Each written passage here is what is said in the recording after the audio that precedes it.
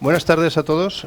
Con esta mesa redonda vamos a poner el colofón a estas jornadas precongresuales en las cuales hemos estado hablando de la economía circular. Aprovecho para saludar también a todos los que nos están escuchando y viendo en streaming, especialmente a los que nos ven desde el otro lado del Atlántico. Entonces, buenos días para vosotros, buenas tardes aquí en España. Voy a pasar a presentar a mis compañeros en la mesa redonda. Curiosamente, creo que somos casi todos químicos, así que será interesante ver también Nacho, que viene de la parte de marketing, que nos aporte también otra perspectiva. Paqui Quereda, doctora por la Universidad Jaime I de Castellón, ha sido la anterior ponente. No voy a repetir tu extenso currículum, pero sí que me gustaría destacar que es la responsable del laboratorio de composiciones cerámicas, que ha impartido 75 cursos sobre diversos temas relacionados con cerámica, autora de 27 comunicaciones a congresos y 32 artículos, por tanto, habiendo participado en más de 160 proyectos de I+D, o sea, que con amplia experiencia, y muchas gracias por compartir con nosotros esta mesa. A mi derecha, José Planas, también licenciado en Ciencias Químicas por la Universidad Jaime I y máster en Tecnología Cerámica. Su experiencia profesional siempre ha estado ligada al mundo de las materias primas, empezando con compañías suministradoras de arcilla roja, pasando por caolines, también por pastas blancas, por Arciblansa, Torrecit, Arciblansa, el grupo Sanca, tierra atomizada también, y actualmente es director técnico en Iberoclays, que es una empresa que se dedica al procesado de arcillas y composiciones cerámicas. Gracias por estar aquí. A mi izquierda, Luis Guaita, director de I+D del Grupo Victoria, que engloba en España las empresas Keraben, del Grupo Keraben, y Cerámica Saloni, licenciado en Ciencias Químicas también por la Universidad Jaime I y MBA por esta misma universidad. Es profesor en el máster de Gestión de Procesos Industriales en la UJI y ha participado en numerosos proyectos y acumula gran experiencia en el ámbito de la I+D. Gracias, Luis, por tu participación. Un placer. Y, como dicen los ingleses, last but not least, Nacho Serrano, gerente de la compañía Quimialmel Recycling, tiene una amplia experiencia en la gestión de residuos industriales y biosanitarios, no solo en el ámbito nacional, pero también en el ámbito internacional. Y, como decía, pues viene de la parte de marketing, así que también nos dará otra visión. Entonces, pues nada, muchas gracias por tu participación. Me gustaría empezar esta mesa redonda viendo un poco, bajo vuestro punto de vista, cuál es el punto de partida, en qué situación estamos con respecto a la circularidad en el sector cerámico, sobre todo en la parte de materias primas. Es decir, ¿cómo veis vosotros que se encuentra, en qué momento estamos en el sector cerámico en cuanto a la recuperación o a la circularidad en cuanto a las materias primas? Entonces, Luis, me gustaría, tú que estás más en la parte de azulejo, desde vuestro punto de vista, ¿cómo crees que está el sector? Bueno, el sector creo que tiene un reto muy importante, porque el mercado sí que es verdad que esto notamos que está cambiando recientemente, empieza a apreciar la sostenibilidad como un factor importante, y es que al final este producto que llega a las casas de la gente está llegando a otro tipo de generación de personas, es decir, gente más joven que sí que le da importancia al tema de la sostenibilidad y que por lo tanto empieza a demandarnos de que nuestros productos sean más sostenibles. Y tenemos un reto muy complejo. Yo creo que llevamos diferentes velocidades. Diría que en el sector de fritas y esmaltes nos llevan un poco de ventaja con respecto a los ceramistas y incluso al tema de tintas. Creo que es un poco, o que llevan más tiempo incorporando algunos residuos, pues vidrio reciclado y otros residuos que han ido incorporando. A los ceramistas nos está costando más, es decir, sí que se ha hecho un esfuerzo muy importante desde hace muchísimos años por incorporar todos los residuos que generamos internamente.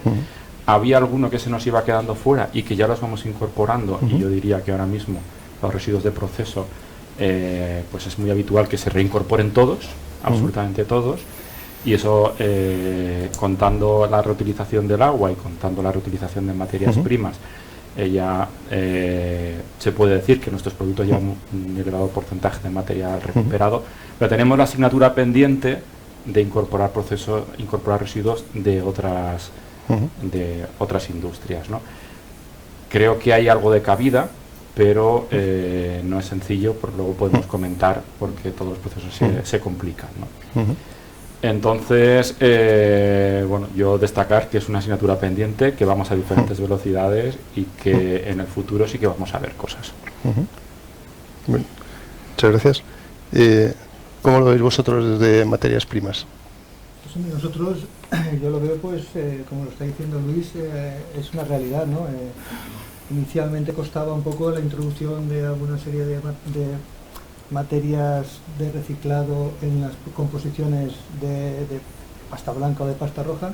Había un cierto miedo siempre, ¿no?, a reutilizar materiales, pero poco a poco se ha ido utilizando más productos, y cada vez más podríamos decir ya que tanto las aguas como los productos que se desechan, ¿no?, textillo crudo, textillo cocido, polvo atomizado que no vale, pues todo ese tipo de materias primas o de subproductos ya se utilizan, y la verdad es que lo que dice, bueno, nosotros tenemos la asignatura pendiente de reutilizar productos o materias primas de otras industrias, que es lo que estaba hablando Paqui, ¿no?, en las conversaciones anteriores. Pero si hablamos un poquito de las magnitudes de nuestra industria, el no generar ningún producto, ningún material que tenga que ir a vertedero sistemáticamente, pues ya es un mérito, porque sector cerámico, si hablamos de las toneladas que fabrica, pues a lo mejor estamos hablando de 10 millones de materia prima que necesitamos para todos los metros cuadrados del sector de Castellón, que está todo muy concentrado. Entonces los residuos se concentrarían todos en un área muy pequeña, y sería conflictivo si estamos hablando de un 8 o un 10% de material que se reutiliza, ya solo de sólido, pues es 1 millón de toneladas, ¿eh? Todos los años reutilizamos 1 millón de toneladas. Pues yo no sé si habrá algún otro sector que reutilizará 1 millón de toneladas anuales. Entonces, creo que si hemos sido capaces de no generar prácticamente residuo, porque se notaría, pues aunque tengamos ahora la tarea pendiente, ¿no?, de utilizar residuos de otro tipo de industria, pues bueno, ya por lo menos no estamos generando residuos, que eso ya es un impacto muy importante para la sociedad. Sí, yo, bueno, antes os he enseñado números de lo que estamos generando, y en la línea de lo que estabas diciendo, nosotros tenemos estimado que el único residuo que todavía no está yendo 100% al propio proceso es el tiesto de pasta roja, el tiesto cocido de pasta roja, pero por un tema económico, más que nada, de que es más caro reprocesar el tiesto cocido de pasta roja que el coste de una arcilla roja. En pasta blanca, salvo algún producto de un color muy oscuro y demás, pero en general en pasta blanca lo que nosotros sabemos es que sí que se está valorizando todo. ¿Por qué? Porque está compitiendo contra una materia prima que viene de fuera en un cierto porcentaje, y por lo tanto ahí económicamente sí que sale rentable el reprocesar el tiesto cocido. El tiesto crudo ningún problema, el tiesto crudo yo creo que sí que está prácticamente en un 100%, tanto el rojo como el blanco, pero el cocido, claro, si una arcilla roja de la zona de Villar vale menos que retriturar la baldosa de pasta roja, pues lo que no se puede pedir al sector cerámico es que vaya contra la viabilidad económica del sector.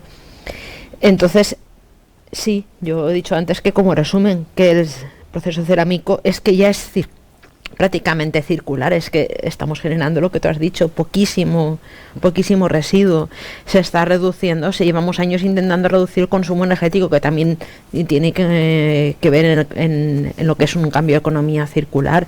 El consumo de agua también de toda la vida, los atomizadores, lo he explicado antes, no se derrocha el agua, se ajusta el contenido sólido de la barbotina al mínimo necesario para poder atomizar, es decir, no se está derrochando en ningún momento.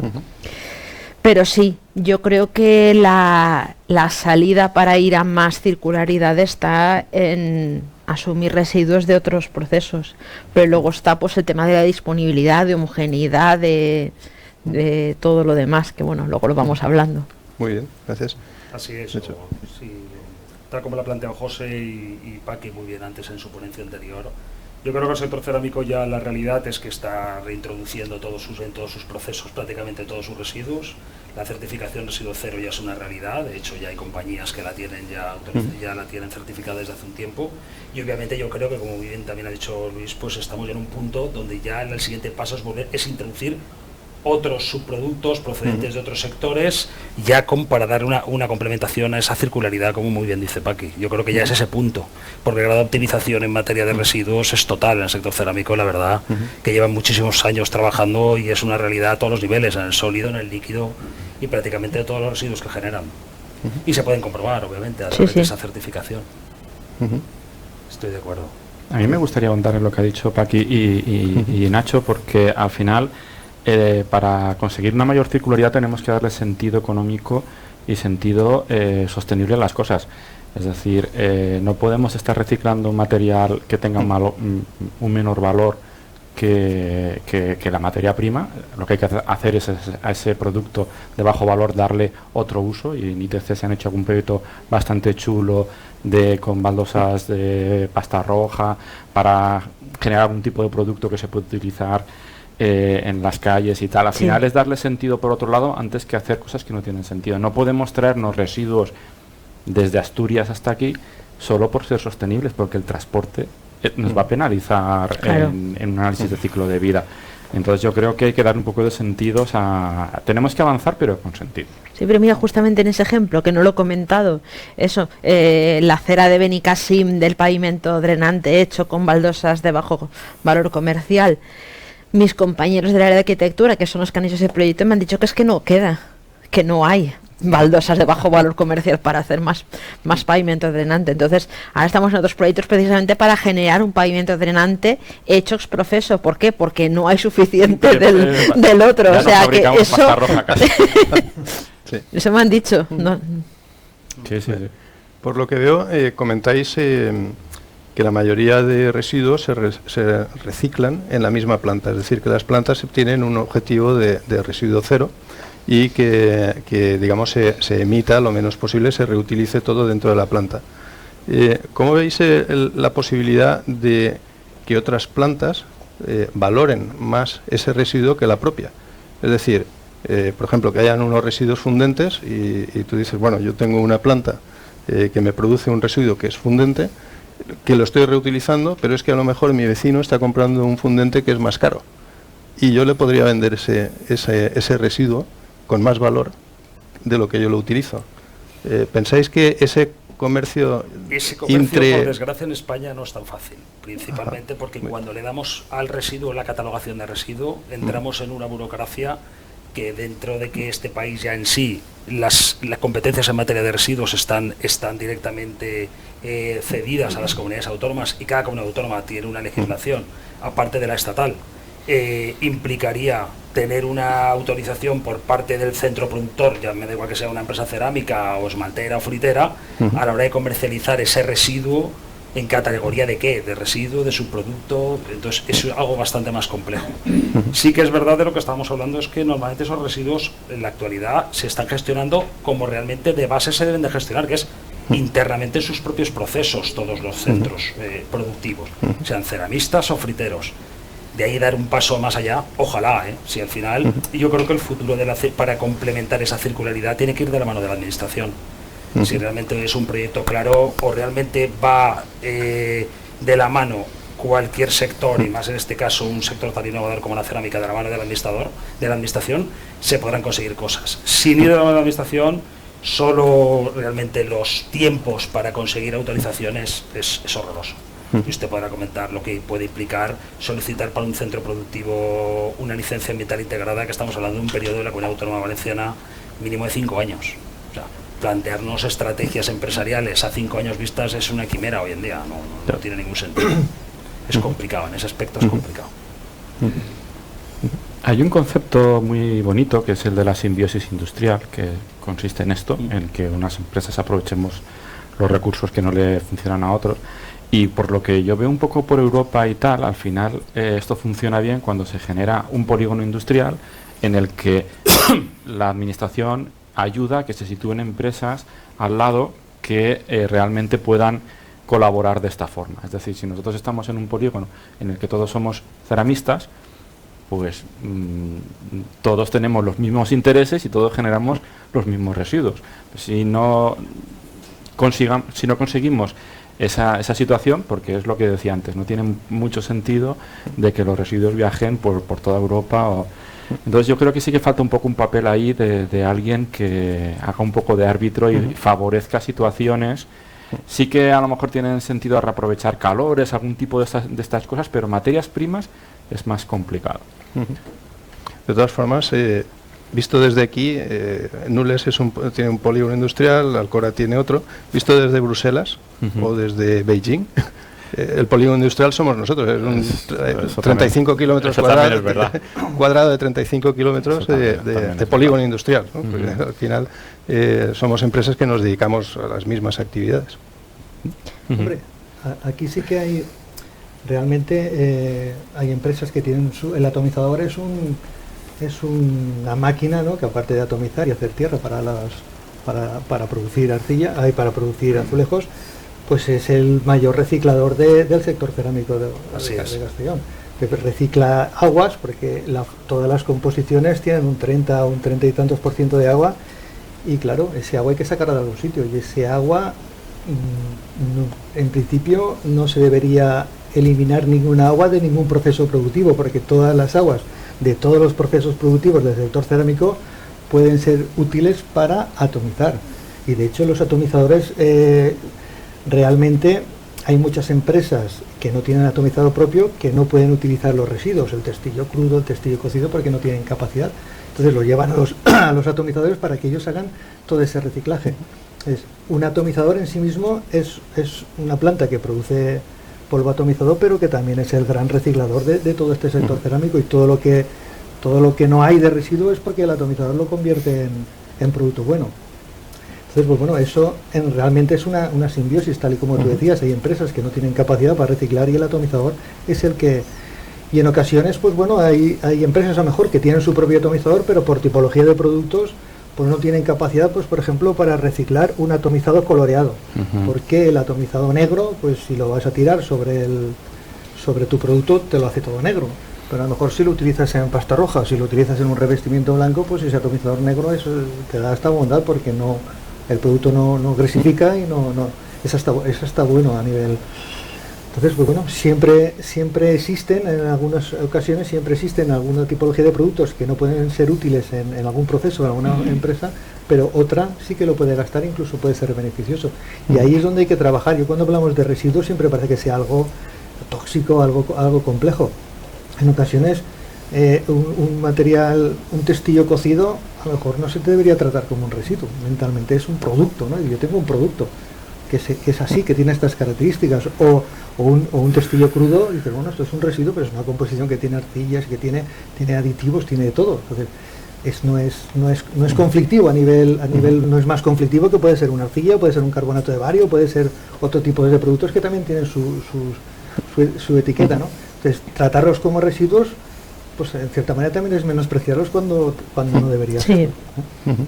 Sí, bueno, yo antes he enseñado justamente de eso, de los tipos de residuos de cerámicos y demás, y que se pueden fabricar baldosas solo con residuos. O sea, que hemos hecho proyectos donde hemos hecho baldosas con 100% de residuos. Entre el tiesto crudo, el tiesto cocido y los fangos de esmalte conseguimos la plasticidad, la compactación y la fundencia de una composición de baldosas convencional, ajustando los porcentajes.